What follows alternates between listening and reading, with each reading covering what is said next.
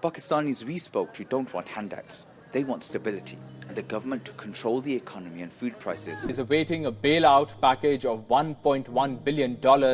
Pakistan is facing the worst form of economic crisis it has ever experienced.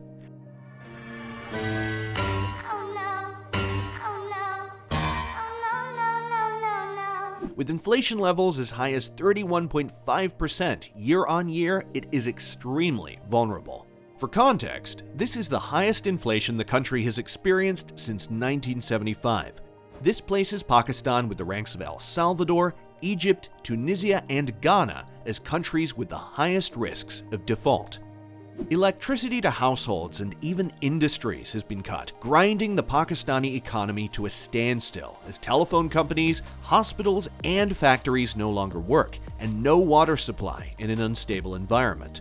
With no foreign reserves, mainly the US dollar to import coal and natural gas, the country is trapped as it is historically dependent on imports to survive, following the devastating drought and loans from China to construct power plants. The company of about 240 million people has become a cautionary tale for how not to run an economy. But deep beneath the economic crisis is a root cause for all of this, with India as the lead player. A suicide bomber attacked a convoy of the Central Reserve Police Force near Pulwama in Kashmir on February 14, 2019, resulting in the death of 40 personnel. Jaish-e-Mohammed, a banned terrorist group from Pakistan, claimed responsibility for the attack. As a response, the Indian Air Force conducted an airstrike on February 26th on a Jaish-e-Mohammed terrorist camp located in Balakot, which is situated in the Khyber Pakhtunkhwa province of Pakistan. This was the first instance since the 1971 war that Indian aircraft had carried out a bombing on Pakistani territory. Kashmir is one of the world's most militarized locations. This is mainly because of the conflict between India and Pakistan about which country the zone actually belongs to. After the British rule ended, Kashmir found itself between these two powers fighting over it. Decades later, this conflict is one of the key reasons Pakistan is facing one of the worst economic crises and could be the next to go bankrupt after Sri Lanka. That being said, let's dive into the economical problems Pakistan is facing today. Number 1. Military involvement in politics and business. Military involvement in Pakistan has been a significant issue since the country gained independence in 1947. The military has been involved in politics, and its influence also extends to business. The military generals have justified their involvement in the business as a means of contributing to the country's socio-economic development, but this involvement has many hidden costs. The military's economy is not transparent to the public and is not held accountable by the government. Additionally, the military's internal economy encourages crony capitalism and limits the growth of a free market economy. Pakistan only spends 2.4% of GDP on education, compared to 17.8% on the military, the lowest even among South Asian and neighboring countries. This has resulted in a lack of representation for different groups, creating an unstable and uncertain future for the country. The military's influence in politics and business has undermined the functioning of the government and weakened democracy. जी बिल्कुल अवामी मसाइल की अगर बात की जाए तो इस वक्त म्युनिसिपल कमेटी कोर्ट छुटा के अफसरान की नाअहली के हमारे साथ यहाँ पर शहरी मौजूद है, मजीद इनसे जान लेते हैं। जी बताइएगा।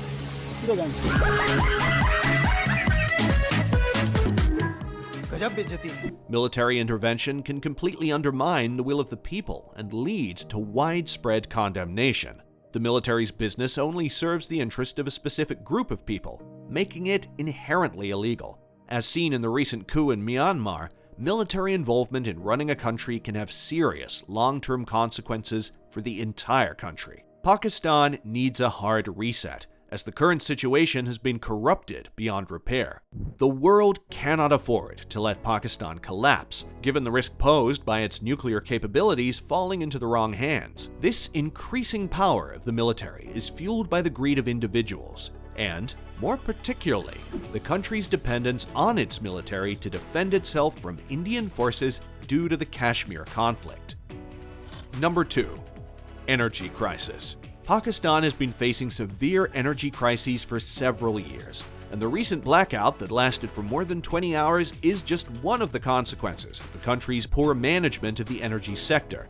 The over-reliance on oil and natural gas as primary energy sources is a significant contributor to the problem. Pakistan needs to invest more in renewable energy sources, such as solar and wind, which could help the country diversify its energy mix and reduce its reliance on fossil fuels. The lack of investment in the power grid is also a significant issue, as it has yet to be upgraded, resulting in frequent blackouts. Another potential solution is to develop energy partnerships with other countries, such as Russia, which has expressed interest in supplying oil and gas to Pakistan on a large scale. However, such partnerships should be carefully evaluated to ensure that they are in the best interest of Pakistan and its people. Addressing corruption and inefficiency in the energy sector is also important, as these factors contribute to the ongoing crisis. Overall, the energy crisis in Pakistan requires a comprehensive and sustainable solution that considers the country's and its people's long-term needs to finally be independent from India. Number 3. Financial situation. The country faces a serious balance of payment crisis, with a high trade deficit, dwindling foreign exchange reserves, and a high external debt burden. Inflation and unemployment rates have been steadily rising, leading to economic hardship for many Pakistanis. According to the Pakistan State Bank, SBP, Pakistan needs $20 billion over the next 12 months to make payments arising from debt obligations, with only $500 million of interest or coupon payments due on its international bonds this year. However, the chief of the SBP has said $3 billion is needed to meet overall external debt payments. Most of Pakistan's bonds are still trading at less than half their face value. Pakistan secured a $6 billion IMF bailout in 2019, which was topped up with another $1 billion last year. The country is currently talking with the IMF to unlock stalled funds from the bailout, and if disbursements arrive after June, then there could be a 6-month gap before a new government takes office during that period in which Pakistan was starved of funds. The IMF is most likely to demand significant belt-tightening measures that may be unpopular with voters already grappling with high inflation and fewer job prospects. Number 4. Flood. Even if India has nothing to do with it this time, the devastating floods and droughts that have hit Pakistan in recent years have played a significant role in exacerbating the country's economic crisis. The agriculture sector, which employs nearly 45% of the country's labor force and contributes 19% to the country's GDP, has been severely damaged by these natural disasters. The floods and droughts have destroyed crops, damaged irrigation systems, and killed livestock, leading to a decline in agricultural output and increased food prices.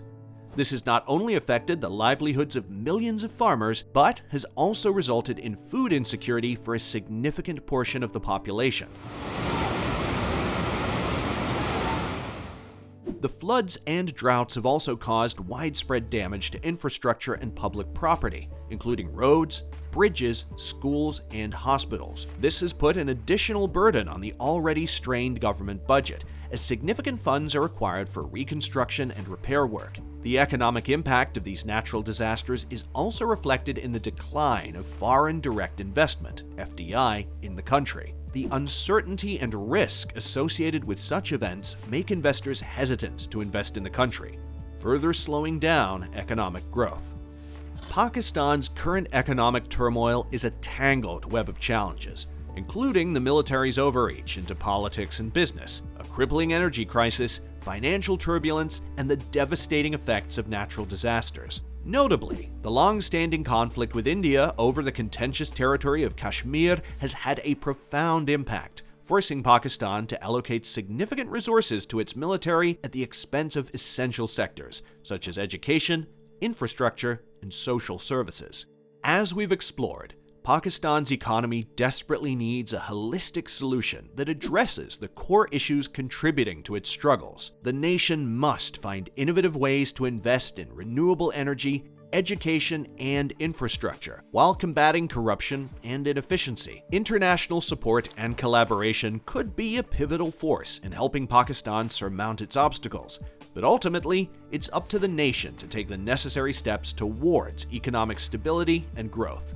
Here at Ape Finance, we're committed to keeping you well informed about the latest developments in the global economy, including the ongoing crisis in Pakistan.